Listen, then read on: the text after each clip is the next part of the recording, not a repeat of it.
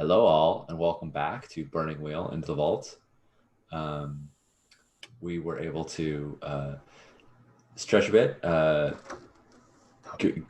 do our bio necessities, and I have a drink that was my good friend Nathan Black. I want to give him a shout out. He sent Karen and I drinks based off of our drink tastes. He's a bartender. And he's like, I think you would like this. And so this is a Little Italy, which is rye and orange bitters and Maro, and it is very nice. Nice. So yeah, anyway, thank you, Nathan. I'm going to enjoy this as we play. Hey, Matt J. Yes, yeah, this is, you could toast Nathan at some point. I'll send you the recipe, Jay. Awesome. And the ingredients. So I think you were saying that the trolls were not they are not happy. Troll Mother did not intimidate them in the least. Okay. And they are charging. What do you do? Yeah, there's five of them. There's classic role playing question. Yeah. What do you do? It doesn't seem to me like there's. I need a way to assert. The dragon's authority here, and I don't think I have any tools for doing that. Is that accurate? Like, she didn't give me like, here, take this down with you and wave my scepter so that they might know you. Is there something I would have had? That is accurate. All right. Okay. Then I think we should skedaddle and barricade ourselves. I think we're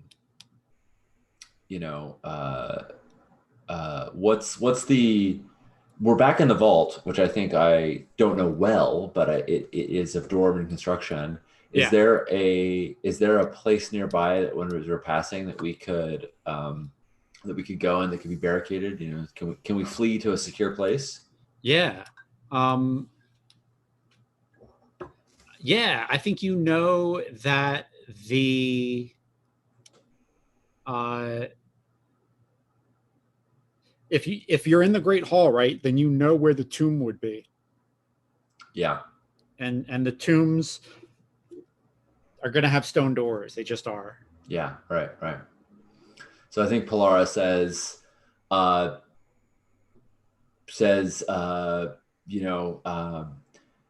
if the vault is like Wheelholt, the tomb, I know where safety. I know where safety is, and any place is safer than being right here. So yeah, I think I want to book it. I want to lead my companions to book it. 5-3 is not good odds, and I've seen how deadly trolls are. I don't want to fight them. Sounds good. So a speed test. I think so. How running away works?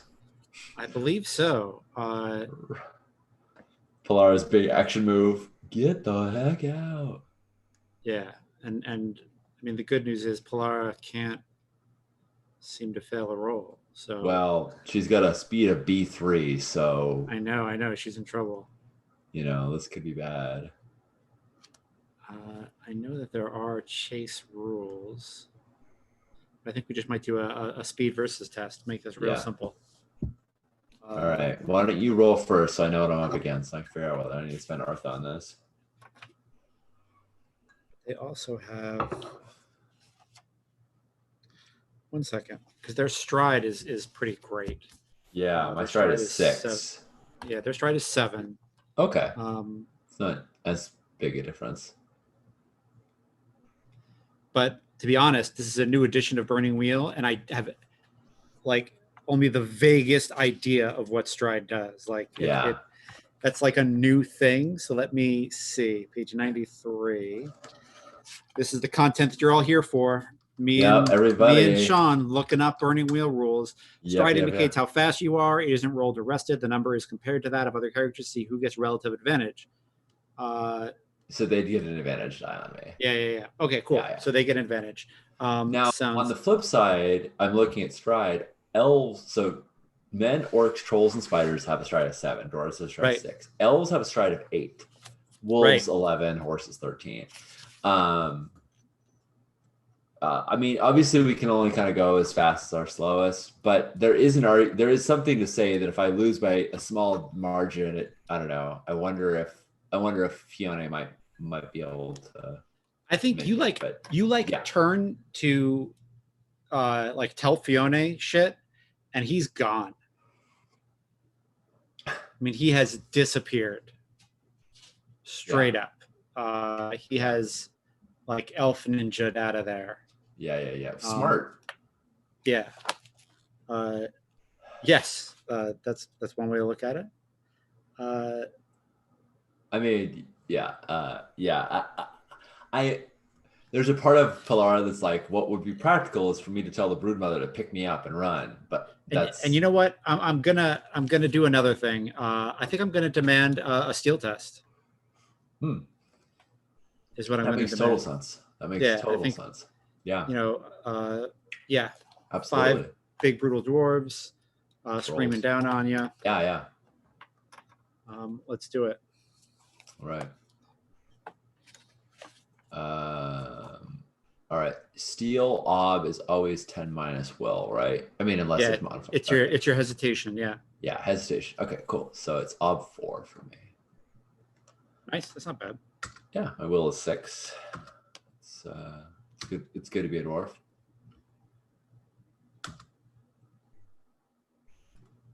Oh my god, what is going on? I needed those. Holy shit. All them 6s. All them 6s. So that was yeah, I crushed that steel test.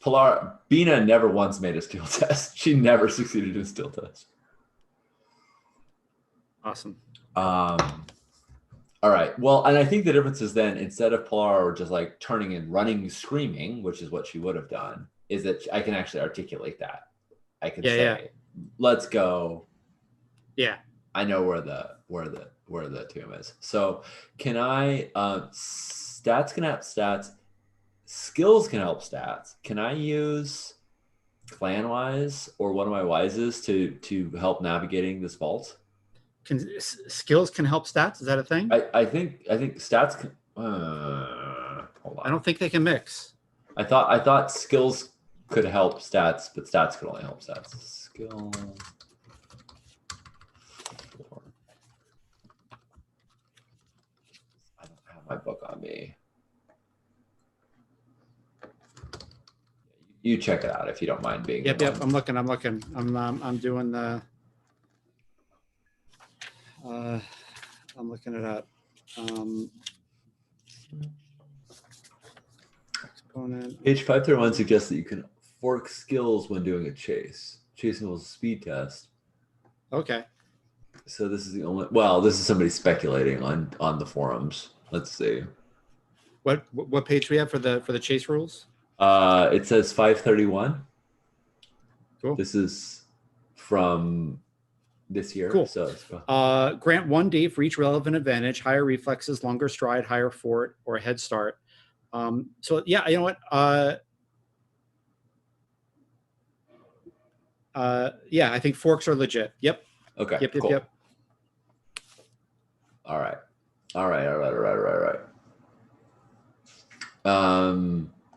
So I would like to, and you, yeah, I think I want to fork in.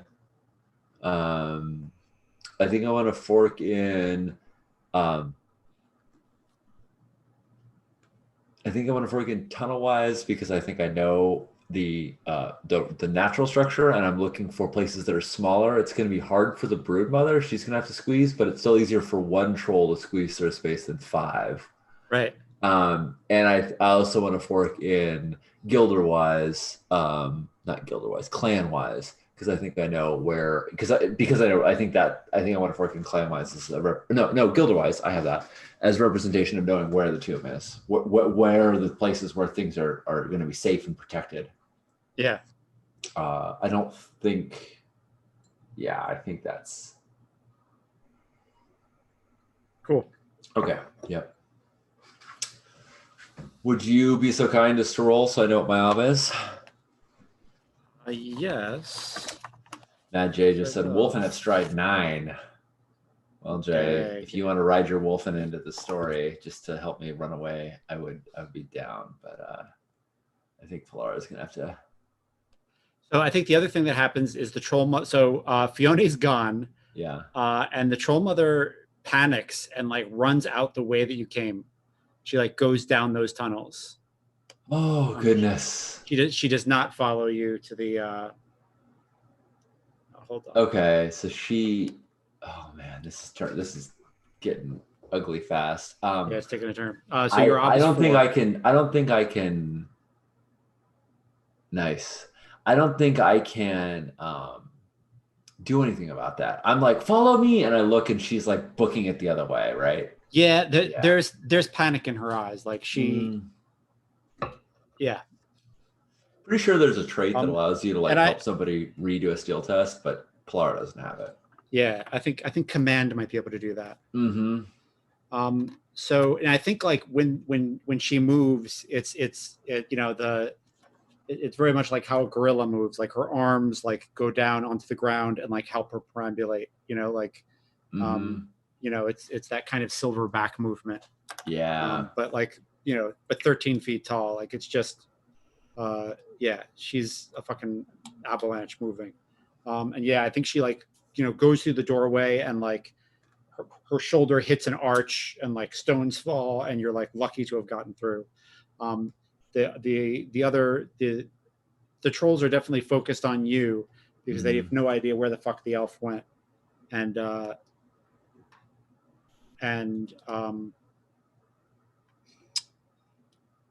yeah, that's where we're at. Okay. Your ob is 4. Well, I was 4. Well, that's perfect. If I fail, I know exactly why. It's because I'm looking over my shoulder instead of just hauling. All right, I'm rolling my speed, a B3. I'm forking in 2 dice. I have a lot of persona. What happens if I fail this roll? If you fail the roll, I think they're going to beat you up. I don't think they're going to kill you. I think they're going to knock you unconscious and then figure out what to do with you. Yeah. All right. Let's spend a persona. Does greed apply to this? I don't think so. I don't feel like greed is relevant. Yeah. Okay. All right. Here we go. 2 dice modifier, 1 Artha, Bob 4. Here we go. Polara can't touch it. Yeah. Okay. All right. Difficult test. Yeah, I think they. Oh, hold on a second. I did get a 6, and speed is not. I mean, it's unlikely, but I got the fate to do it. So yeah. Roll 1d6. Oops. Try that. Roll 1d6. 3 successes, but still short of 4. No. Yeah. Yeah. So I think you get into the tomb before them, but when you go to close the doors, they just barrel. Like it's close, right? Like it's just a close fucking thing, and you go to close the doors and bar it, and they just barrel through it and kind of knock you back, and now we're in. Now we're in a bloody versus, I think. Okay. Unless you surrender. I mean, unless you just stand down. Yeah, I mean, I think these are the same trolls that killed my. They aren't actually. These are not. Oh, okay. Yeah. Okay. Yeah. These are like big hulking, orc servant trolls. Like these are the trolls that you saw were like these sinew, stealthy mine haunt trolls that were just. These are just like on a different build, a different diet, a different workout routine. The folks you saw were built like 10-foot tall, sinewy rock climbers, right? These guys are linebackers. Nice. I have a instinct that I would like to bring into play retroactively because that's how instincts work, and it probably won't actually affect the situation, but I have it, so I want to use it. I have an instinct that says when Cecile enters the room, watches every move, and I have not gotten rid of that instinct. Yeah. I would like an opportunity to have seen what the hell happened to Fiona. Is he hiding nearby me? Did he run ahead, or is he? You see him like step into a shadow. Mm-hmm. So like, you know, we rewind. That's awesome. Thank you for remembering that. You see him like step into a shadow and like reach into a quiver, and he doesn't take out a bow. He takes out javelins, and he just starts like lining them up. You know, like he gets them like in the crook of one arm, and then like he puts like one like behind him, and you see him like, you know, looking at very carefully and preparing to rain hell on these things. And I think the other thing that allows you to do is you know he's following you somewhere, like he's around. Yeah, perfect. So I think Pollara is, tries to close the door, flung back, he gets knocked back into the tomb of the fallen. These are the storied dwarves. There are monuments to them. There are statues of the dwarven kings and queens. There are, there are things written in the walls. And I think it's when she spoke to them in a tongue that I do not know, right? So I don't have a common language with them. So I think this is Bloody Versus time. And my goal here is to basically use the big monuments of the tomb and whatnot, hide behind them, and maybe lock them in here. I don't know. Maybe try and slip out. I don't know if that's possible. Is the door? Could I secure it on the other side, or would my best possibility be just to not get smooshed? I mean, I think they're in the doorway, right? I think like you tried to close the door and they barged in. And I think when they see that there's nowhere really for you to go, they get into a formation. Mm-hmm. Right. That's why I wanted them. Right, was because they knew how to work together. Great. That was a good idea, Sean. Yeah. So I think slipping out is going to be hard. I think we're in. I think we're in a Bloody Versus. Okay. So the good news is Bloody Versus is really cool, and I like it. So let's do it. Let's do it. It's a really neat. It's actually pretty. It's pretty straightforward. Yeah, it's pretty straightforward, and it's surprisingly robust. Like you don't have to jump to fight unless you really want to. Yeah, I certainly don't. I'm definitely not dueling these. I pull out my pick and I'm swinging it to keep them at bay. But my goal here is to, my goal here is really it's to give myself a tiny bit of breathing room to try and communicate with them again, right? Like it's not to kill them, it's not to entirely get away, it's just to like stop them long enough that I can try and communicate. Cool. So in a Bloody Versus test, both players divide their weapon skills plus forks and other advantages into two pools, one for attack and one for defense. Each player then rolls his attack pool and then his defense pool. Successes in the defense pool subtract from the opponent's attack successes. Earned successes in the attack pool do damage as described in the weapons chapter section. In these rules, armor is an advantage. It is not tested separately as in the full fight rules. Mm-hmm. So, I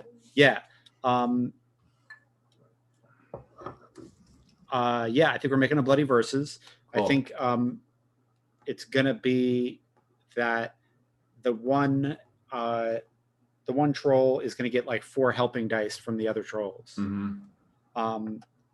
And you are going to get 2 gray helping dice from Fiona Cecile Nice. as he rains down. I'm rolling a gray skill myself. Oh no, my brawling. Yeah, my brawling is gray. Yes, I'm rolling a gray skill myself. Yeah. Nice. They've got advantages to their defense because they're armored. They're armored, and I think their skin has some armor to it.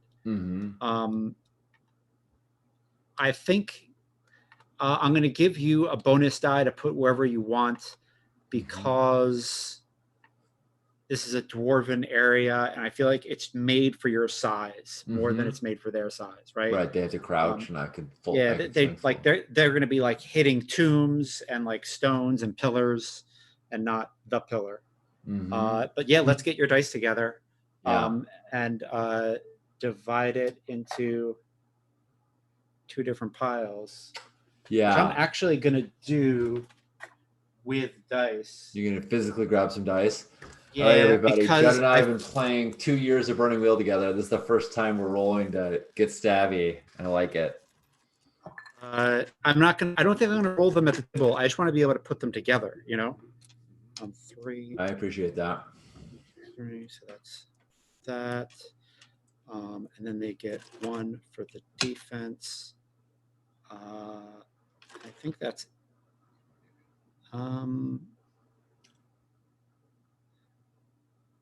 longer stride. Do you have any appropriate forks? I think I do. What are they swinging at?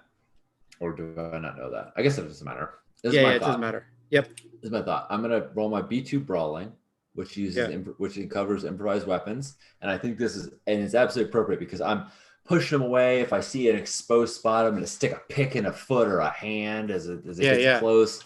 I'm gonna be grappling and rolling around. It's not like I might hurt them for sure, but it's not. The intent is not murdering. The intent is to cause them enough pain to go like, ow, my hand, and like let us talk. So I'm rolling around. Yeah. I'm gonna roll my brawling.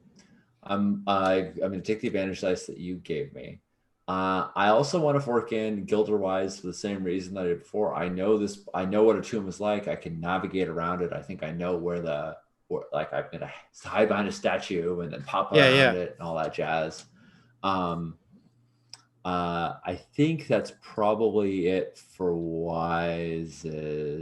I mean, I think Gilderwise or Clanwise are both appropriate, but I don't think doubling up on them makes sense. Oh, never mind. I'm gonna fork in Hostwise because that's the fighting arm of our. I have them all. I have all the life pathwises. And I think that the host talks to the architects and is like, we might have to defend this for someday. Yeah. Right. So you understand that like just about everything in these halls is built to be defended. Right. Perfect. If there was like loose rubble that I could like drop on them, I would want to bring in Tunnelwise, but I kind of don't imagine that's the case. I imagine this is extremely well built and in good shape. There's not going to be like a place where I could clap something on them. Right. What do you think? I don't think so. No, I think we're in a pretty well wrought place. Other parts, they're not part of the vault maybe, but okay. Yeah. So I only have 1 fork, which is Hostwise. I'm going to spend Artha. I'm going to spend Persona, and I'm going to fork in Greed because one of my greed attributes is power and status, and I need to control these trolls. So making an impression on them is important. So I'm going to fork in my B5 greed. I'm going to spend a Persona to add 5 greed dice to my attack. Wow. Yeah. Wow. That's a thing. That's a thing, right? So I think I have 2 dice, 2 in brawling. I think I have 10 dice total. It's 2 from brawling, 2 from helping, 1 from forking, and then 5 more from Persona. And I'm going to split them evenly there, 5 and 5. Okay. the fight, but it's worth noting that the attack is all greed for what it's worth. Not. 1 second. I just want to look at one thing. Yeah. So I feel like you might get another. So I'm going to say that the pickaxe gives you a bonus die to your attack. Okay. Just because I feel like it has found weapons. There it is. Pick power, WS, weapon speed. It doesn't say anything about. It's got good. I know it's got good penetration. It's one of the few weapons that's good at digging through armor and stuff like that. I just don't see it. I see found weapons. I see a pick, but I just don't see. There's a VA, I think, in there somewhere. Yeah, I'm not seeing a VA attached to it. Oh, okay. I thought it. Yeah, I was wrong. It doesn't seem to have it. Okay. Okay. Cool. Let's do it. I'm going to give you. I think it would have it. So let's give you 1 bonus die to your attack. All right. I'll take it. Cool. I've got my dice put together. I'm gonna roll my attack first. Okay. And then you roll your attack, and then I'll roll my defense. Cool. Boom. Okay. That's 3 successes. Okay. I'm rolling. And they got 2 6s, which they might open. I'm gonna open them. Open them. Sorry to be a jerk. Sense. No, it's not being a jerk. It's playing the game. Fuck. 5 successes. Yeah. 5 successes. Okay. Yep. Okay. So I'm rolling 5 ob 5. Yep. No big deal.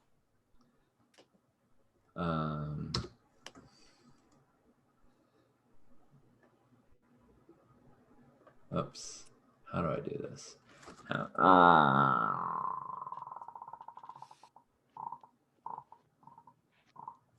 What's up? No, I'm just trying to figure out how I track it correctly so that it shows it as the Artha is correct. Okay, I'm gonna take 2 dice. I'm gonna take an extra 1 because the javelins have a VA of 1, so that gives you a bonus die for your attack. Okay, cool. Then I think I'm gonna split up my greed a little bit more then. So I'm at 12 dice at this point. I'm at 6 each way, but 5 of that's greed. So I'm gonna do. I'm just trying to figure out the right amounts to put in here. I'm gonna say 1 bonus die here, and then 2 Artha. Okay, there it is.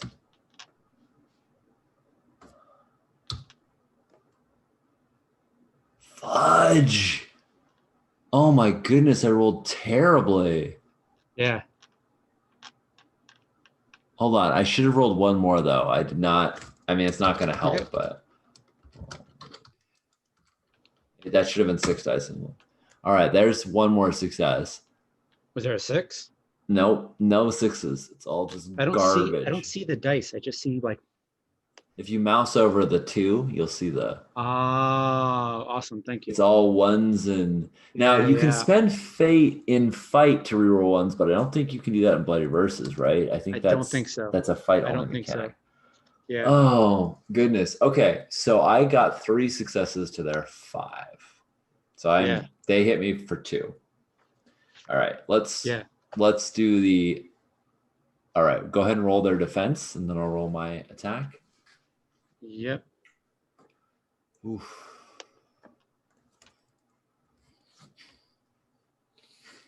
Yikes at it all. Yeah.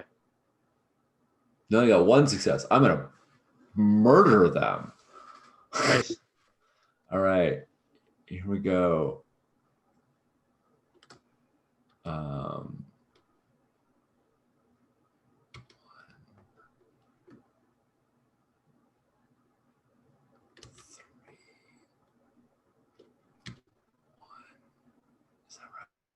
Yeah, all 1.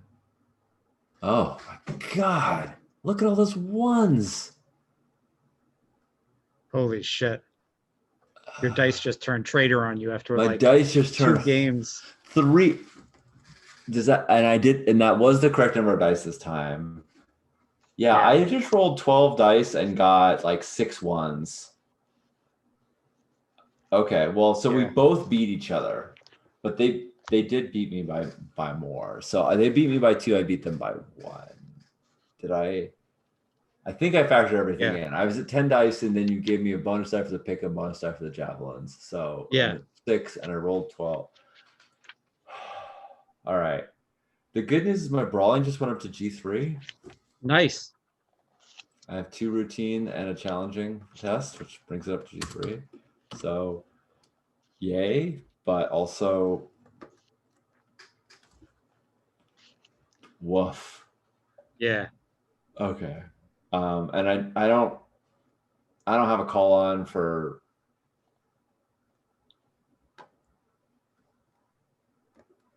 I don't have a call on for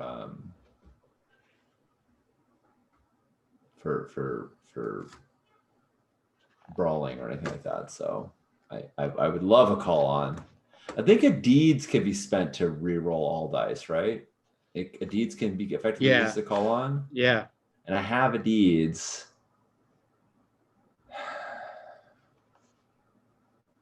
Makes sense to use it here. What's at stake here, Jed? I'm getting pretty beat up, right? Yeah. You're gonna take some heavy damage. Like you might wake up in a year. Like this could be rough. Right. That's my thought. Is that I'm just gonna get wrecked by these trolls. Yeah. Like they only beat me by 2, which isn't enough to. Well, that's fight. I'm thinking fight. Yeah.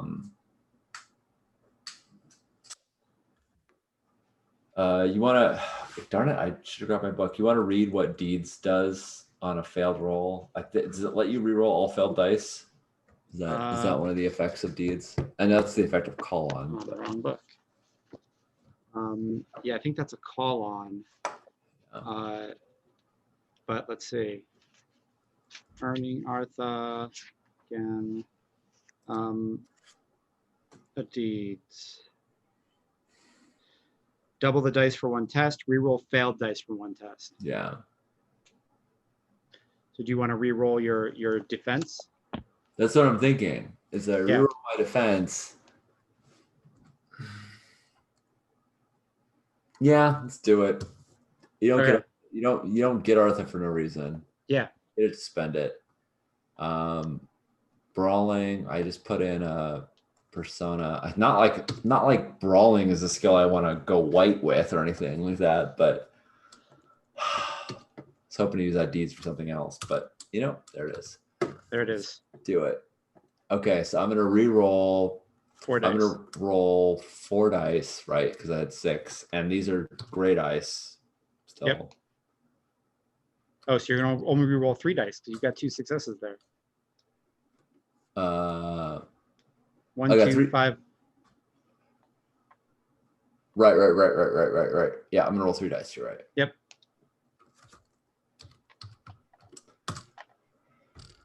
That's 3 successes because those are gray dice. Thank goodness for gray, because if that had been black, that would have been fail. So that is 6 successes. Yeah. Which beats their 5. Yeah. Thank you very much. Go deeds. What does that look like? The classic question as you Yeah. I mean, I think that looks like Polara being a badass, and it looks like Fiona Seal. Like, I think that there's this. Okay, we do this giant dice mongering and rolling thing, but I think there's this like running around, dodging behind statues. A troll goes to claw at her. He gets his hand like caught in like the crux of a dwarven miner. She looks up. She's like, "That's my ancestor," right? And there's all of these moments of like the dwarves like narrowly missing her. And I think there's a point where like it looks like they're gonna get her for sure, and she just sort of like she grits and she just like dies and rolls between their feet, and it's like it's a terrifying move. She's all encumbered. She's not equipped for this, but it's the only way to avoid the blow. And and they're just wreaking havoc, but they can't quite get her. And at one point, one of them's right about to corner her, and then like a javelin stabs in his shoulder, and it like his hand pauses, and then when he looks back, she's gone, and there's just all this, statues getting beheaded by dwarves, clubbing them, and then finally she kind of gets to the point where if it's okay, I'm going to say the leader or whatever she thinks the leader, like rears up to like he like rears up to his full height, and she just finally takes that pick and just sticks it into his foot, and she like puts it through a bone, and he rears in pain, right? And I think it's like into the like through the foot and into the earth below. Like it's a mighty blow. And yeah, that's what I imagine. And she's sweating and her stuff's falling all over the place, and she's scraped up and banged. But they you hit one. A couple of the others have like have javelins in them, and they start cowering. They start cowering and gibbering and begging, in this orc tongue. Yeah. And I think like they speak orc and I don't, but I think dwarf and orc are they're different tongues for sure, but they're not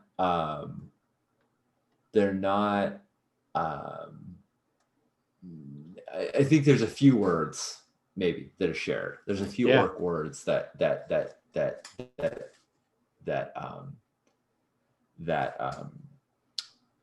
Pelara knows, and I think maybe one of them is like I think it actually kind of makes sense that maybe a shared word between a lot of languages is dragon, and that's just because dragons live so damn long that they are pervasive across all cultures. Yeah. Right. And it's probably not like the same word, but it's like close enough. I like the idea that the word in Dwarvish, Elvish, and orc is the same. And I actually have it looked up for Elvish. That was the one I was looking up before we started playing, and it's Anguloke. Anguloke. Yep. And I think I like do this thing where I hold up my braids and I'm like, and I yell Anguloke, and I like, and I think like the dwarf, I think like the troll, the one that I got is like trapped, like he is pinned by my pick, like maybe it could get pulled out, and I like point at the pick and I say Anguloke, and I point at us and I keep just like kind of gesturing like this is the one word we all share, and I point and I'm like the pick. And I point at them, and I point at me, and I point at Fiona, who I know is behind me. Like I don't look at him, but I just point behind me, and I'm just basically like we all work for Anguloke, right? Like that's, and I'm saying a bunch of words, but I think the only one that really comes through is dragon, and I just keep repeating it over and over again. Like we work for the dragon. That means you work, and like that means we're together. And I kind of offer like, I will pull this pick out of your foot. Like this is the Androcles and the lion moment of like, I can free you, but I'm going to free you on the contingency that you understand that we all work together. Okay. So I'd like to make a coarse persuasion roll to like, awesome. Like, and it's pretty coarse. It's coarse. Like you got a pick in your foot, buddy. And it's not getting out until you agree that we're working together. Yeah. Oh man. Okay. Here we go. All right. Coarse persuasion. I don't think this is a dual wits. This is just a single. We work together. We aren't. I'm going to bring in haggling too, because I think this is the dwarf most kind of like this is the deal. These are the terms. You work, here. It's a very transactional kind of thing. I think haggling is appropriate to this. I want to work in ugly truth. Dude's got a pick in his foot, and I'm not taking it out. Yeah, that's the ugly truth about this thing. And I feel like I should get a link test bonus die for the fight, if that makes sense to you. An advantage die, just because he's Yeah, pinned. I'll let that go. Sure. Cool. Yeah, the ob is 2. 2. Okay, I think I can hit that. I hope. Okay. Curse persuasion. I'm forking in haggling, ugly truth, and I've got an advantage die.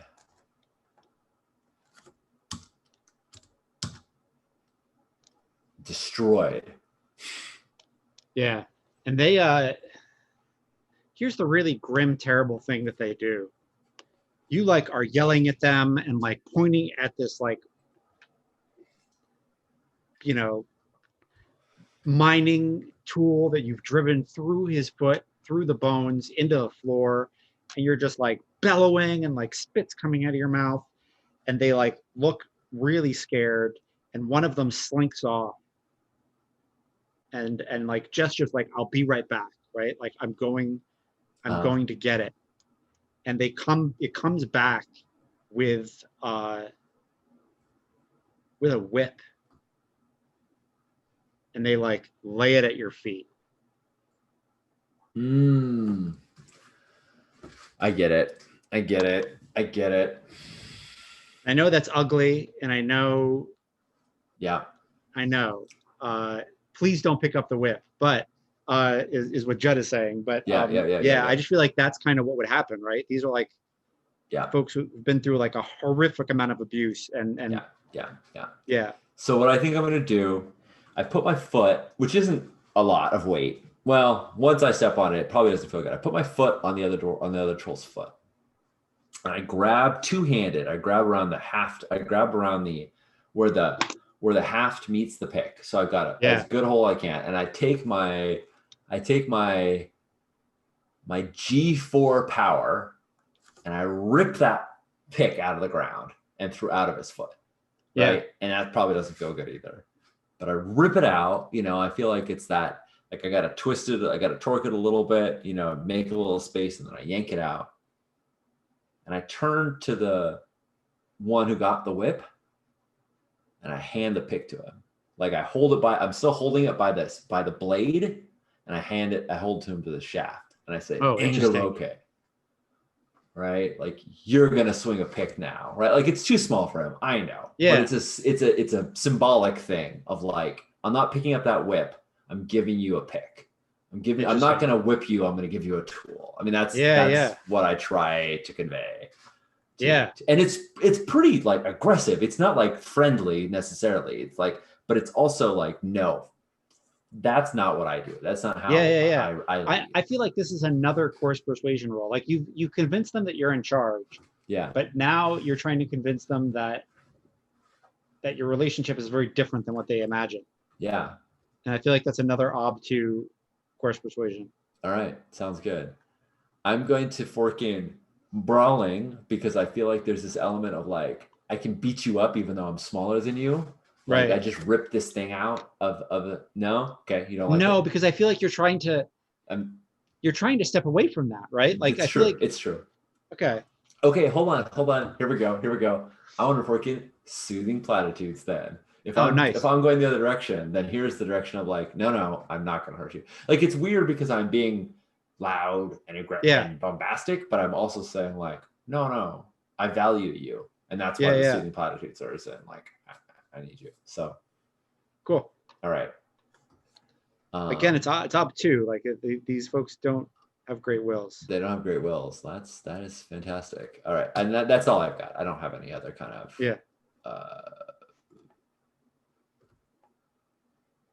I got it.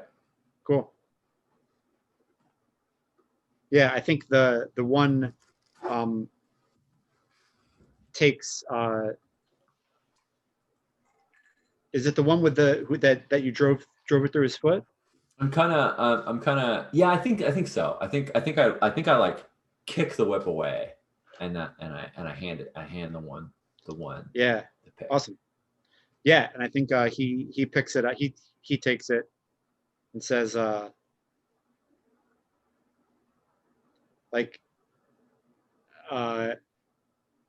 basically like you get the idea that he says like the word anguloke is in there, and you get the idea that it's like we work for the anguloke, like Right. you get it.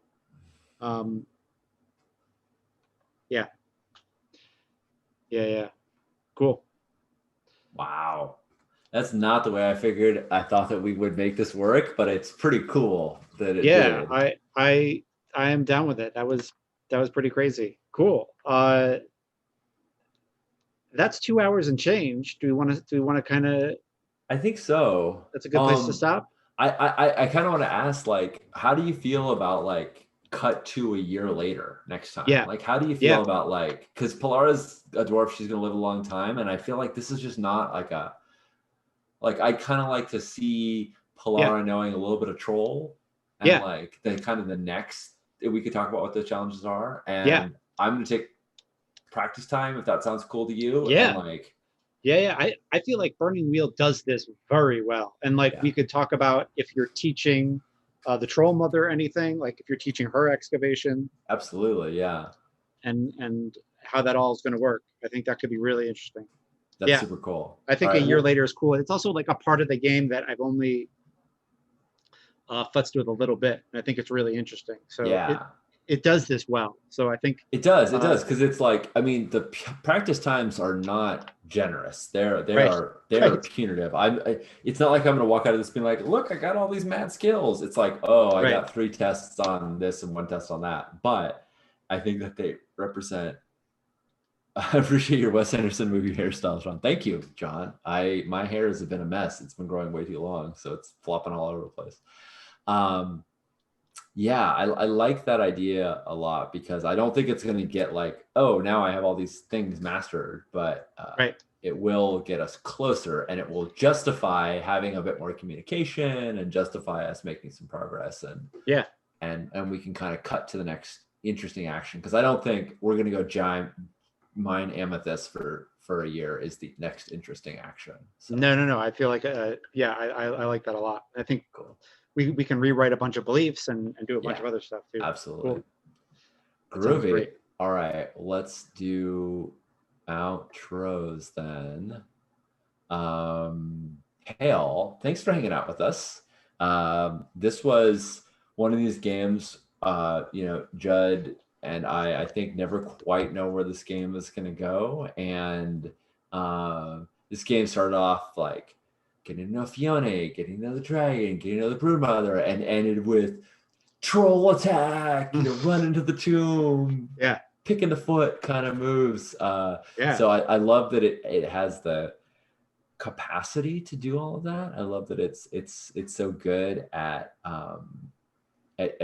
like giving us all those options and making every one of them feel meaningful. Like I will tell you right now, my greed is 2 more tests away from advancing to B6, right? Like it's not, or hold on, no, not 2 tests. It's 1 difficult. Wait, I'm lying. No. Okay, phew. It's 1 difficult and 2 routine. It's 3 tests away, but still, I put 3 tests on my. Oops, I marked the wrong one. Bump. I clicked the wrong thing. It is 1 difficult and 1 challenging test away. So it's 2 tests away. That's from being from advancing. And greed is one of those things where if I mark another difficult and then I would have to mark another one, it's one of the only things that rolls up. So it can advance. It will always. One of the dots will always fill up. So this is the second time I've used greed. I got 5 dice out of it. It was great, but it means like my greed is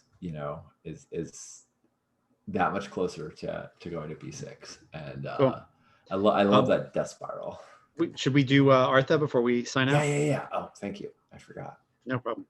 All right. Fiona's grief will consume him. I'll put him to work, is my first belief. What do you think? We only thought like, oh, it'll be the day, but now we're skipping it forward enough. But yeah.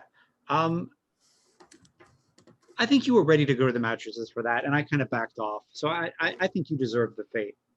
Okay. I'll find a way to work with them. I think you did, right? Yeah, I think I did. Yeah, I've got a Persona, and we're Persona. done. Yeah. I swear to the Dragon of Venera, I will dig into the vault. I think we started that. I think that's worth a fate. Yeah. And no action on Hearth, though. I can't really. This is a belief I can't really meaningfully advance, but it's still super important to me, and it's an oath. So Yeah. I don't think it's going to get me anything, but that's okay because yeah, it's you know, what it got me was a justification for you to give me a cutscene, and I get to find out about Bella going after some shining silver sword of dragon slaying. Yeah. So hell yeah. Cool. Playing an instinct that makes the character's life difficult. I don't think anything made your life difficult. I feel like Winter Shaft. I don't know. I feel like the Fiona Cecile one kind of saved your ass a little bit. It did, cool. Yeah. It did its job. I like it. Yep. And it's funny because you were thinking about like maybe I should change that, and you were like, no, I'm still watching his shifty. Yeah, I was like, I'm not quite ready to like give up on that. Yeah, I think it's cool that it helped me. I'm totally happy not to get a fate.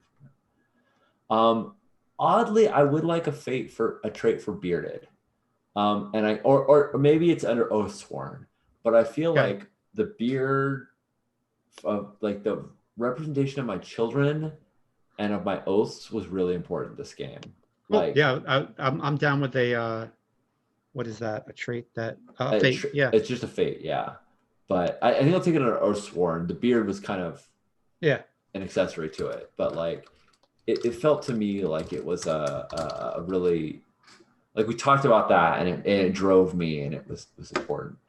So I feel like I kind of like the idea of giving embodiment, Moldbreaker, Workhorse, and MVP to like one to you if you think you got one, and then like to NPCs, which I think is neat. I think that's really cool. I'd love to. Yeah, I feel like Broodmother gets kind of embodiment, and I feel like you get Workhorse, and Fiona gets MVP. Mm-hmm. Because if he hadn't given you, like, if he hadn't been there to throw javelins, you would have been in deep shit. Yep. Yeah, he absolutely saved my butt. Cool. So I'll give him one persona. I like that a lot. And I'm gonna argue. Not argue. I'm gonna posit that I think I should get a fate for shape for Mirth and Stone as well. There was a lot in this game about knowing where the wheel was, knowing where I was underground, going after Amethyst, all that stuff. Like I feel like it was a very dwarfy game in that way. Oh, this was the dwarfiest. I love it. So to me, that's 1, 2, 4 fate, 2 persona. Yeah. What that is. Awesome. Yeah. All right, cool. And I'd love to, and we'll talk over the intermediate time, because I really think at least a fair number of those beliefs and probably instincts are now gonna change. Like when Fiona Andrews Real watches her move was great while we were still in this moment to moment B2B. A year later, that's not gonna be there anymore. So and we'll figure out how all the practice and all that stuff works too. Cool. This was great, Jen. Thanks. This really like hit some good high points for me. So it's surprising. Like I it's really interesting where Polara succeeds and fails. Like it's so different than being a exactly. And it's so much more kind of up and down in neat ways. It's cool. I dig it. I dig it a lot. And I think you might have died if you had been hit by that Matic. Like that's what I was thinking too, is like what is their power, the plus weapon, like we'd have to look it up, but like I was like, yikes, this is, a deed is a big deal, but also five Would have been trolls. it would have been a mortal wound. Wow. Okay. It would have been a mortal wound. Wow. You'd have had to have made some really tough rolls to survive, and then it would have been probably a couple years. Yep. Of piecing yourself back together, and when you woke up, who the fuck knows where you would have been. Yeah.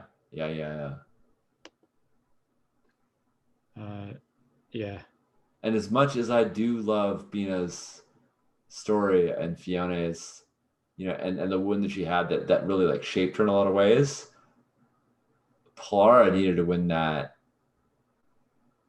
Pollara needed to win that conflict to be able to move on, right? Like to be able to fulfill her oath. Yeah, it was worth it. I'm glad I did it. And just barely too. Those dice were like 3. How about a 3? I'm like, I'll take a 3. 3 is good. Yeah. 3 on a gray die, 3 counts. Yeah. You came up with some rough traders. I did. Yeah. They were. All right. Well, thanks everybody for hanging out with us. Thanks everybody, and that all of these videos, including the book 1, which was called The Shoeless Peasant, which was in the same world, is on the Actual Play YouTube channel, so you can go there and check it out. And all of these are, the first 3 games are there too. So, and you can listen to Bina Janos' story on the Actual Play podcast too. So however you want to do that. And LaFantasque, thank you for being here. I've seen you on Twitter, so thank you. It's nice to see you around. Yeah, it's great to have friends hanging out and chat. And and not Jay, I saw the oh no's, and I was feeling the oh no's as well, but we pulled it through. I'm as you all know, I'm Sean. I use he him pronouns. I'm at Sean Dittner everywhere. Judd called out the places where you can see this stuff going on. Tomorrow night, Judd will be playing more games on Actual Play. I'll let him talk about that. And then Sunday we've got Scum and Villainy, and then Bollock Bion. So lots more Actual Play coming at you. You're playing in a lot of games, Sean. You're really rocking out. I played 7 games this week. Holy I don't even know. One of them was not on stream. I played an Apocalypse World game on Monday that was not streamed. And I've played 1 game every day except for tomorrow, but I'll play 2 on Sunday. So wow. Yeah, excuse me. It's wild. I did not expect this is the highlight, or not highlight. This is the high point in terms of games that I've hit. I've never played quite this much, but a lot of good stuff, and I'm excited about all these games. So so this was this was a ton of fun. Judd, how about you? What's going on in your life? Hey, my name is Judd, he, him, and I will look at my phone real fast. I've got a podcast for an episode of Daydreaming About Dragons slated to go on Sunday afternoon. It'll be about random tables and the Fiend Folio, particularly the Get Yankee. So if you want to hear me talk about that, that's the place to be. And I've got my links just went up, so my blog is there, and I just put up a campaign situation with pre-made characters for a Burning Wheel game. So if you want to see like how we put these kind of games together, that might be a place to look. And I'm excited to hit the fast forward button for a year and kind of have a Dwarven Trolloc working together montage as we do training and see what that looks like. That'll be really, really cool. I think the interesting thing about this game is it's been like a real surprise where it ends up every week and how it got there, which is really cool. I mean, all games should be like that for me, but this one is really seems even more surprising than some. So that's really cool. And my mic was really far away for the last half hour, so I hope everyone could hear me. You You sounded okay to me. Okay. Cool. All right. Cool. Well, thanks, friends. We'll see you again. Judd, what are you playing tomorrow? Tomorrow we're playing Thief of the Necromancer some more. Yeah. Nice. Which has been really fun. It's Strash and Lauren, who made Girl Underground, and then our buddy Luke, who is like a co-volunteer with me, who's really awesome, and he is on the editorial team for Wander Home. Mm-hmm. So if you're watching that Kickstarter, kick ass, Luke is on that team. Yeah, and and they are on the team, and they're awesome. They're just I like playing Thief and Necromancer, but the high point of Thief and Necromancer for me has been meeting Luke and making things up with them. I'm like so glad that I made a new friend. It's really cool. So that's been really nice. Nice. Awesome. All right, friends, we will see you all anon. Take care.